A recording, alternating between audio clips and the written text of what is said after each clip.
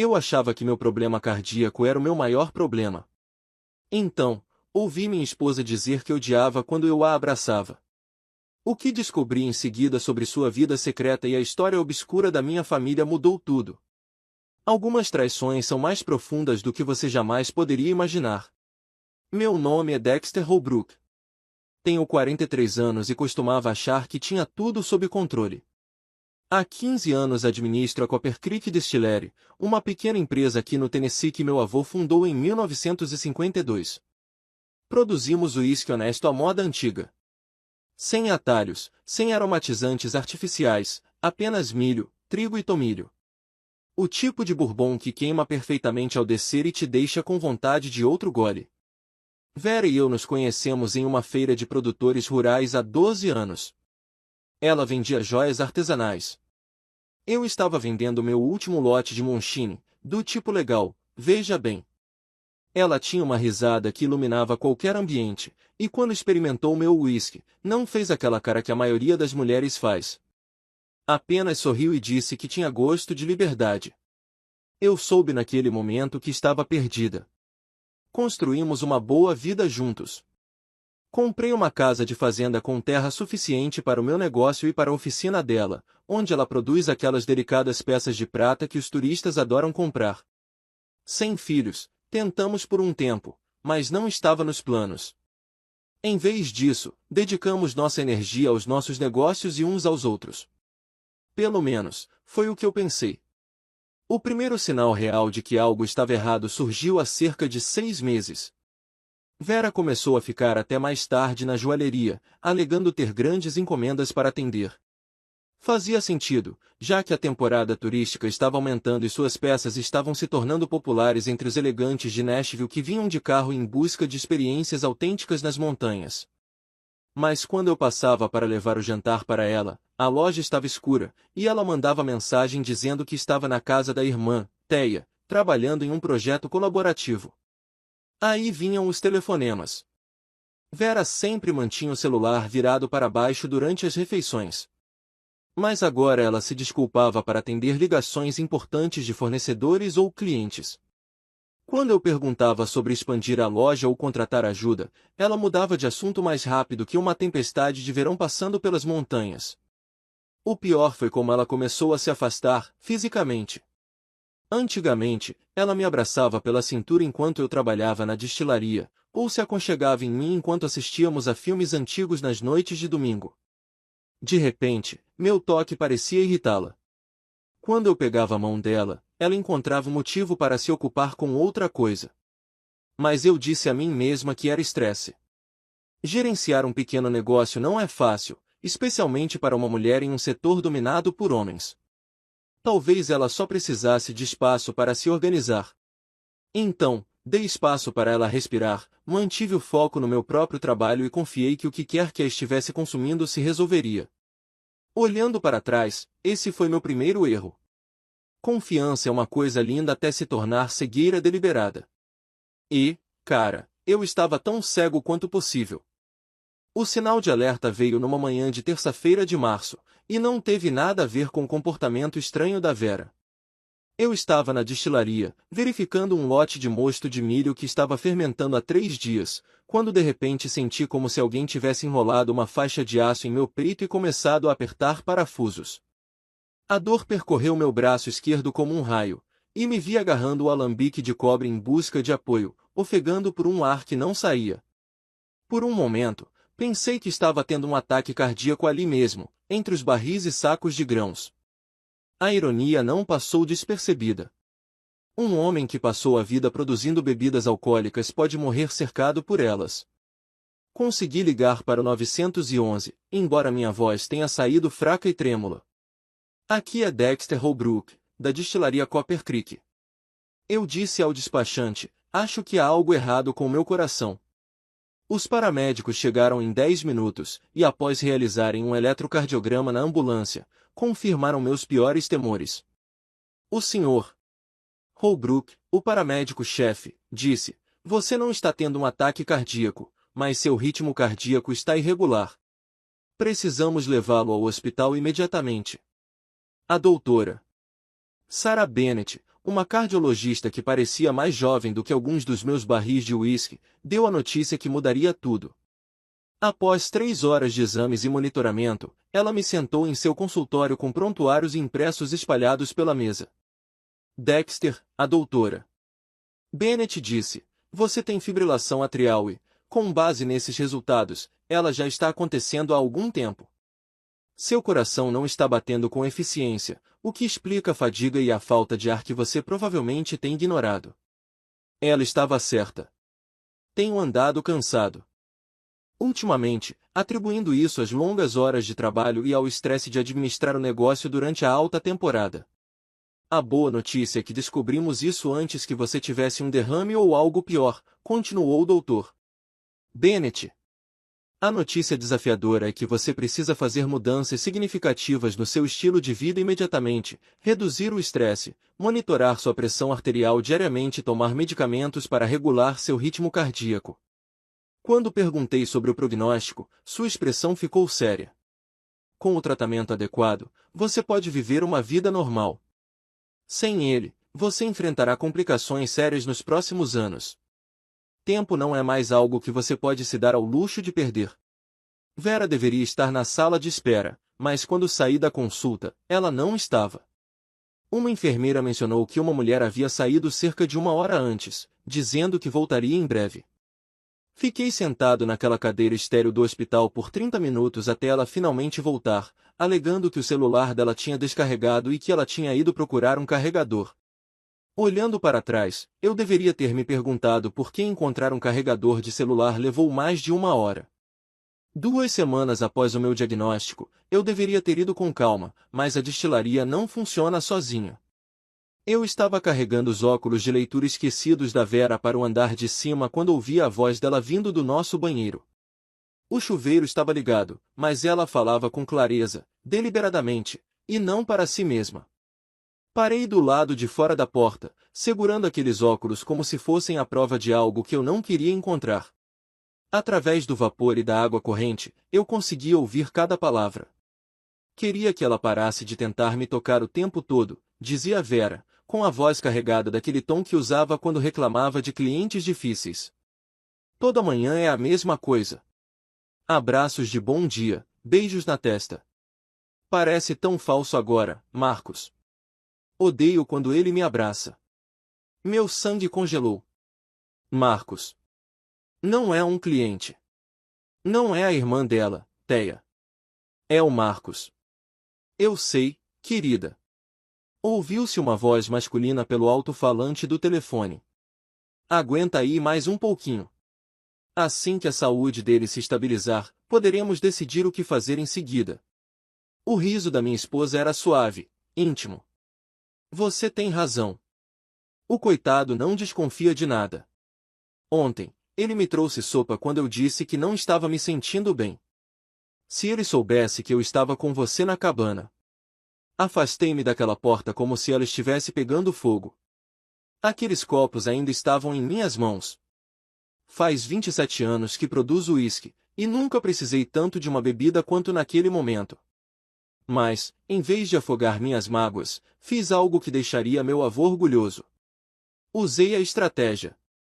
Voltei silenciosamente para o andar de baixo, coloquei os copos no balcão da cozinha, onde ela os encontraria, e sentei-me na minha oficina com um bloco de notas. Comecei a anotar tudo o que conseguia lembrar, as datas em que ela trabalhava até tarde. Os telefonemas que ela atendia lá fora. Aquela história sobre colaborar com a Thea que nunca fez sentido. Quando Vera desceu, 30 minutos depois, com o cabelo enrolado numa toalha e agindo como se nada tivesse acontecido, levantei os olhos das minhas anotações e disse, encontre seus óculos no balcão, querida. Ela sorriu e me agradeceu. Mas notei que ela não me olhou nos olhos. Naquela noite, deitado ao lado de uma mulher que aparentemente odiava meu toque, tomei uma decisão. Eu não iria confrontá-la. Ainda não. Em vez disso, eu faria o que qualquer empresário inteligente faz quando suspeita que seu sócio está roubando. Eu iria reunir evidências. Porque se tem uma coisa que aprendi com meu avô, é isso. Quando alguém mostra quem realmente é, acredite na primeira vez. E Vera tinha acabado de me mostrar exatamente quem ela era. Na manhã seguinte, comecei a prestar atenção a detalhes nos quais eu confiava demais para notar antes. Enquanto Vera tomava banho, verifiquei o carro dela em busca de recibos ou qualquer coisa que pudesse me dizer onde ela realmente tinha passado o tempo. No porta-luvas, escondido atrás dos documentos de registro, encontrei um recibo de estacionamento do Moonrise Creek Lodge. Um lugar chique a uns 40 minutos ao norte da cidade. O carimbo de data era da última terça-feira. O mesmo dia em que ela me disse que estava trabalhando até tarde em um pedido personalizado para um cliente de Nashville. Fotografei o canhoto com meu celular e o coloquei de volta exatamente onde o havia encontrado. Minhas mãos estavam mais firmes do que deveriam estar, considerando meu problema cardíaco e o fato de estar documentando as mentiras da minha esposa. Nos dias seguintes, criei uma rotina. Todas as manhãs, depois que Vera saía para a loja, eu passava uma hora metodicamente procurando pistas. Encontrei um cartão de visita de alguém chamado Marcus Wade, aparentemente um consultor de marketing freelancer especializado em desenvolvimento de marcas artesanais. O verso do cartão tinha um bilhete escrito à mão. Mal posso esperar para ajudar você a expandir de maneiras que nunca imaginou. Pesquisei sobre ele na internet. 41 anos. Divorciado. Natural de Atlanta, mas recentemente se mudou para nossa região. Seu site exibia fotos dele prestando consultoria para pequenas empresas, incluindo diversos fabricantes de joias e artesãos. Ele era exatamente o tipo de rapaz urbano de fala mansa que conseguiria conquistar um sentimento desvalorizado em uma pequena cidade montanhosa. Mas o verdadeiro avanço veio quando instalei uma câmera de segurança na nossa garagem. Contei a Vera que era por causa de arrombamentos recentes relatados no Jornal do Condado, o que era verdade, mas não toda a verdade. O que eu realmente queria era monitorar quando ela entrava e saía. A câmera captou algo interessante na sexta-feira à noite. O carro da Vera parou na garagem às 18h45, mas ela só entrou em casa às 19h20.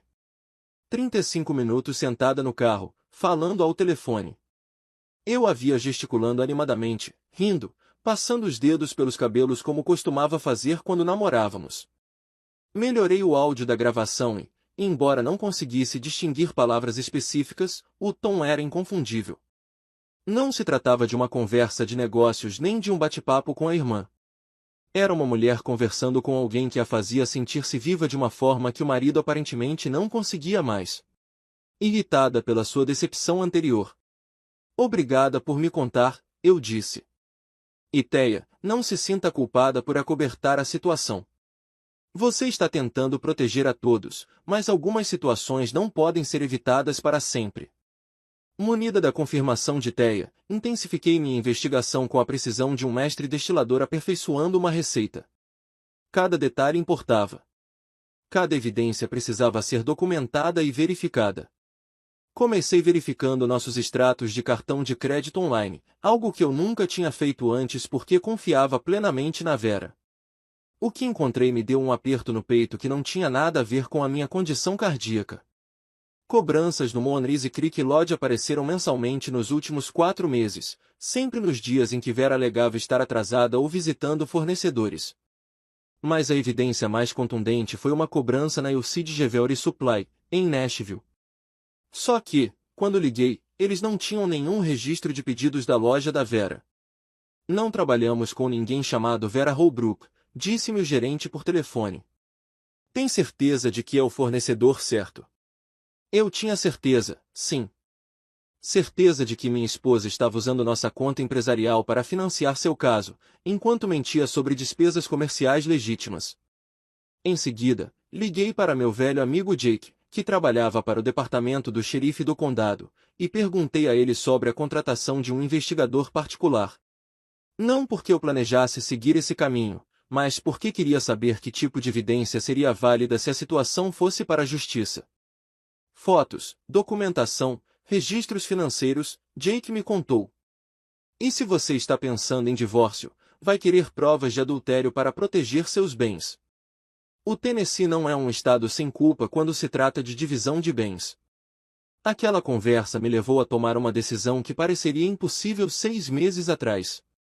Instalei uma câmera escondida no nosso quarto, focada na cômoda da Vera, onde ela guardava suas joias e itens pessoais. Eu não estava tentando capturar nada íntimo, só queria documentar seus padrões de comportamento e quaisquer evidências que ela pudesse estar escondendo. A câmera capturou algo interessante em 2 dias.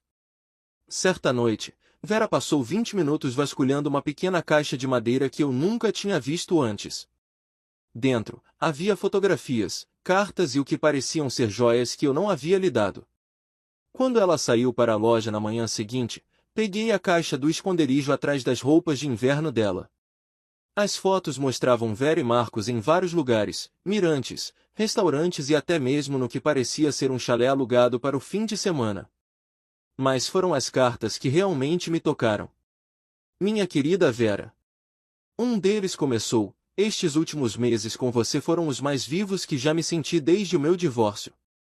Quando você estiver pronta para deixar para trás a vida que a tem prendido, estarei aqui para ajudá-la a construir algo lindo. Outra carta, datada de apenas 2 semanas atrás, foi ainda mais direta.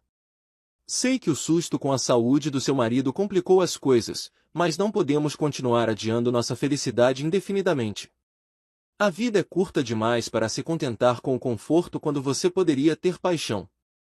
Fotografei tudo com meu celular e, com cuidado, recoloquei a caixa exatamente como a encontrei. Minhas mãos permaneceram firmes durante todo o processo, embora por dentro eu sentisse como se meu mundo inteiro estivesse sendo sistematicamente desmontado. Naquela noite, quando Vera me beijou no rosto e disse que me amava, sorri e disse que a amava também. Mas as palavras pareciam artefatos de uma vida passada. Genuínas outrora, mas agora, apenas peças de museu do que costumávamos ser. A manhã de sábado começou como qualquer outra até que uma picape preta que eu não reconheci parou na minha garagem. Eu estava na destilaria, verificando um lote de bourbon envelhecido há 2 anos, quando ouvi portas de carro batendo lá fora. Pela janela, vi um homem alto, de cabelo arrumado e roupas caras, sair do caminhão. Mesmo de longe, eu sabia que era Marcus Wade. O que eu não esperava era a agressividade com que ele caminhou em direção à minha porta, como se fosse o dono do lugar. Saí para encontrá-lo, mantendo meus movimentos calmos e ponderados, apesar da minha frequência cardíaca acelerada. Anos lidando com distribuidores difíceis me ensinaram que manter a compostura era sempre a melhor estratégia. Você deve ser o Dexter, disse Marcos, estendendo a mão com um sorriso que não alcançava seus olhos. Sou Marcus Wade. Acho que precisamos conversar. Eu não apertei a mão dele. Sobre o quê? Sobre a Vera, ele disse, abandonando toda a pretensão de polidez. Olha, eu sei que isso é constrangedor, mas ela me disse que vocês dois estavam separados. Eu não teria me envolvido de outra forma. A audácia daquele homem parado na minha garagem, mentindo na minha cara sobre o meu próprio casamento, era quase impressionante. Cruzei os braços e o observei como se estivesse avaliando um possível parceiro de negócios que acabará de me mostrar uma papelada fraudulenta. Separados? Perguntei calmamente. Interessante. Tomamos café da manhã juntos esta manhã, e ela não mencionou nenhuma separação. A expressão confiante de Marcos vacilou um pouco. Bem, talvez não oficialmente, mas ela disse que vocês dois estavam basicamente vivendo vidas separadas. Que vocês mal se falavam mais. Marcos, eu disse, me aproximando, mas mantendo a voz calma. Eu sei sobre o chalé. Eu sei sobre a caixa de joias escondida na cômoda dela. Eu sei sobre os 6 meses de mentiras. O que não sei é por que você acha que vir à minha casa e mentir na minha cara vai acabar bem para você. O rosto dele empalideceu, e eu pude vê-lo reavaliando a situação. Não era esse o confronto que ele planejava. Olha, cara, eu não queria que as coisas acontecessem desse jeito, disse ele, voltando para a caminhonete. A Vera disse que vocês eram praticamente estranhos morando na mesma casa. Bem, aqui está a questão sobre a Vera. Respondi, seguindo o passo a passo. Ela tem um talento especial para dizer às pessoas o que elas querem ouvir. A questão é, Você é ingênuo o suficiente para acreditar em tudo que ela diz ou inteligente o suficiente para perceber que está sendo manipulado. Marcos parou de recuar, sua expressão mudando de apologética para irritada.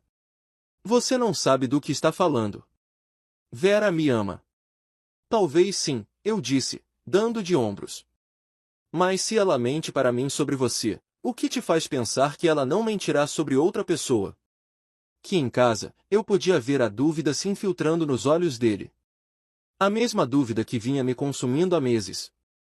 Essa conversa acabou, disse Marcos, estendendo a mão para a porta da caminhonete.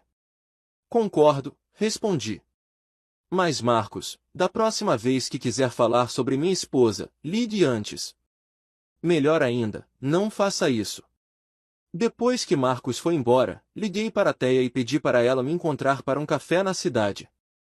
Eu tinha perguntas que só alguém que conhecia Vera a vida toda poderia responder, e suspeitava que havia padrões familiares que eu tinha sido cega demais para enxergar.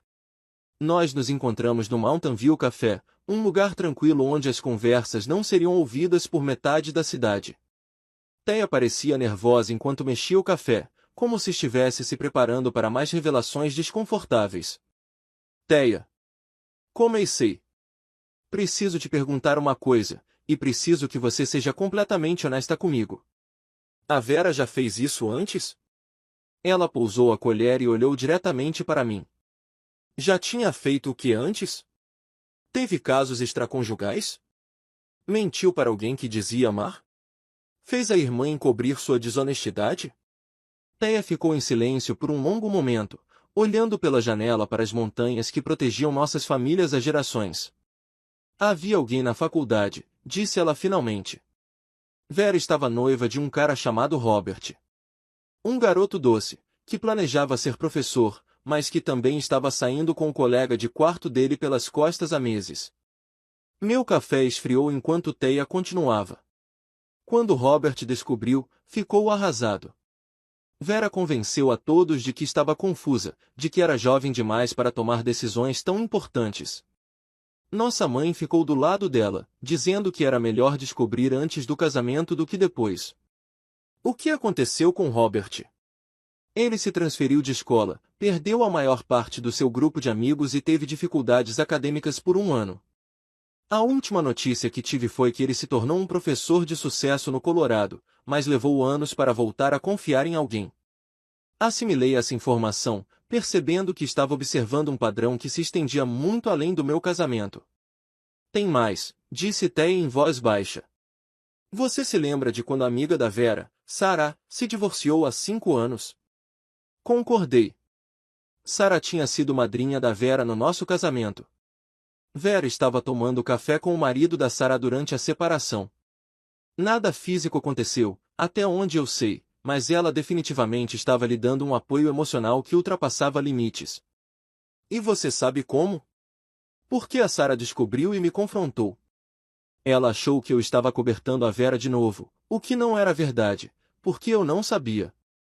Mas quando perguntei a Vera sobre isso, ela disse que estava apenas sendo amiga de alguém que precisava de ajuda. Recostei-me na cadeira, as peças se encaixando como ingredientes de uma receita que eu nunca quis aprender. Teia, isso é coisa de família? Sua mãe. Sua avó. Ela suspirou profundamente.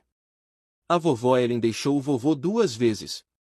Voltou nas 2 vezes, mas todos sabiam que ela teve relacionamentos durante as separações. Mamãe, bem, ela nunca traiu tecnicamente, mas tinha o que chamava de amizades especiais com homens da igreja. Papai fingia não notar. Então isso é geracional. Parece ser, disse Teia, tristemente.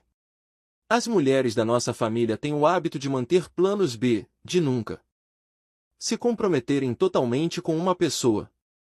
Achei que a Vera fosse diferente, porque ela parecia tão acomodada com você. Ela estava acomodada, eu disse, até se cansar de estar acomodada. Ficamos sentados em silêncio por um tempo, observando os turistas passarem pela janela do café, provavelmente pensando que éramos apenas mais um casal local curtindo uma tarde tranquila juntos. O que você vai fazer? Perguntou Teia finalmente. O que qualquer empresário inteligente faz quando descobre que seu sócio está desviando dinheiro? Respondi, cortar minhas perdas e proteger o que sobrou. O confronto para o qual eu estava me preparando aconteceu numa terça-feira à noite, quando voltei para casa mais cedo de uma reunião com fornecedores. Encontrei Vera Marcos na nossa sala de estar, sentada no sofá onde costumávamos assistir a filmes juntas, examinando o que pareciam documentos financeiros espalhados sobre a mesa de centro. Elas não me ouviram entrar pela porta dos fundos, e por um momento fiquei parado na porta da cozinha, observando minha esposa e seu amante planejando o que parecia ser a dissolução de tudo que eu havia construído. A destilaria vale pelo menos $300.000, Vera dizia, apontando para os papéis que reconheci como nossos documentos de seguro empresarial, além da casa e do terreno. Estamos considerando quase $500 mil em ativos, e você tem certeza de que a lei do Tennessee lhe dará metade? Perguntou Marcos, fazendo anotações em uma pasta de couro. Com certeza, especialmente com seu problema cardíaco adicionando um fator de simpatia a qualquer negociação de acordo. Entrei na sala de estar e os dois ficaram paralisados como servos, presos nos faróis. Já estão planejando meu funeral? Perguntei calmamente, embora meu coração estivesse naquele ritmo irregular que me lembrava o quanto de estresse eu deveria evitar.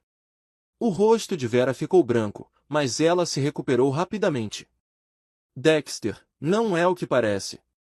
Sério, eu disse, indo examinar os papéis que eles espalharam. Por que parece que você está dividindo o trabalho da minha vida com um homem sobre quem você vem mentindo para mim há 6 meses? Marcos se levantou, tentando parecer autoritário. Dexter, precisamos discutir isso como adultos. Adultos. Eu ri, e o som ecoou nas paredes onde as fotos do nosso casamento ainda estavam penduradas. Adultos não se escondem planejando estratégias financeiras na casa dos outros. Fui até a lareira e peguei a foto do nosso casamento, estudando-a como se a estivesse vendo pela primeira vez. Sabe o que eu percebi, Vera? Perguntei, ainda olhando para as versões mais jovens de nós mesmos. Meses atrás, ouvi você dizendo que odiava quando eu te abraçava. Naquele momento, eu deveria ter me afastado silenciosamente da sua vida em vez de tentar salvar algo que já estava morto. Larguei a foto e me virei para encará-los. Mas eis a questão sobre esse $500 mil que você está contando. Está tudo ligado a um negócio que exige minha expertise, minha reputação e meus relacionamentos para funcionar. Sem mim, a Copper Creek Distillery é apenas equipamento caro e barris vazios. A expressão confiante de Vera começou a vacilar. Você não pode simplesmente fechar o negócio por despeito. Não vou fechar, respondi. Vou vender para o meu primo Jake, que há anos quer expandir a operação. A venda foi fechada esta manhã. O silêncio que se seguiu foi ensurdecedor. Você não pode fazer isso sem a minha assinatura, disse Vera, mas sua voz carecia de convicção. Na verdade, eu posso. O negócio está apenas em meu nome, lembra? Você nunca quis ter dores de cabeça com papelada. Marcos olhou para nós como se estivesse assistindo a uma partida de tênis cujas regras ele não entendia. Então é assim que funciona. Continuei. Você pode ficar com a casa. Já levei meus pertences para a casa do Jake. Mas o negócio, o equipamento, o relacionamento com os clientes, tudo isso me acompanha. 6 meses depois, eu estava na sala de degustação da minha nova destilaria, 64 quilômetros a leste de onde Vera e Marcos provavelmente ainda estavam tentando descobrir como rentabilizar meu antigo equipamento. Jake estava certo. Começar do zero era exatamente o que eu precisava. A nova cirurgia era menor, porém mais eficiente, e minha condição cardíaca se estabilizou depois que eliminei o estresse de morar com alguém que me via como um obstáculo para sua felicidade, em vez de um parceiro na construção de algo significativo. Thea me visitava regularmente, trazendo atualizações que eu não pedia, mas que secretamente apreciava. Vera e Marcos tentaram fazer a antiga destilaria funcionar, mas sem meus contatos com fornecedores e minha experiência, eles a levariam à falência em 4 meses. O banco executou a hipoteca e eles perderam tudo. Ela ligou ontem. Thea me contou enquanto degustávamos meu último lote de bourbon. Quer saber se você considera a reconciliação? Servi-me de um copo pequeno e saboreei a queima suave do uísque envelhecido. O que você disse a ela? Que Algumas pontes queimam tão completamente que não há sentido em reconstruí-las. Pela janela, eu podia ver as montanhas que haviam varrido minha família por gerações, e senti algo que não sentia há anos. Paz genuína. Meu celular vibrou com uma mensagem do Dr. Bennett. Os últimos resultados dos exames parecem ótimos.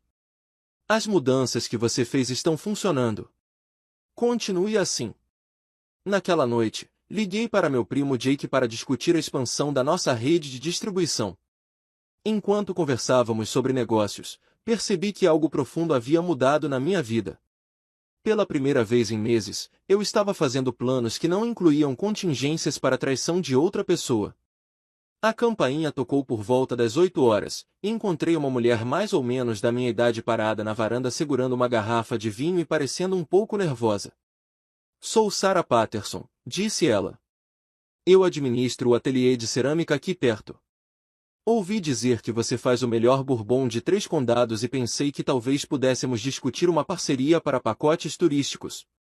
Enquanto conversávamos sobre negócios enquanto tomávamos uns copos na minha última leva, notei que Sarah tinha as mãos calejadas de tanto trabalhar com argila, linhas de expressão ao redor dos olhos e o tipo de honestidade direta que eu tinha esquecido que existia nos relacionamentos. Quando ela saiu, 2 horas depois, parou na porta e disse: "Isso pode ser um pouco pretensioso, mas você gostaria de jantar um dia desses?" Não é um jantar de negócios, é só um jantar. Sorri, sentindo algo quente que não tinha nada a ver com o bourbon. Eu gostaria muito disso. Ao vê-la ir embora, percebi que, às vezes, a melhor vingança contra alguém que tentou destruir sua vida é simplesmente construir uma vida melhor sem essa pessoa.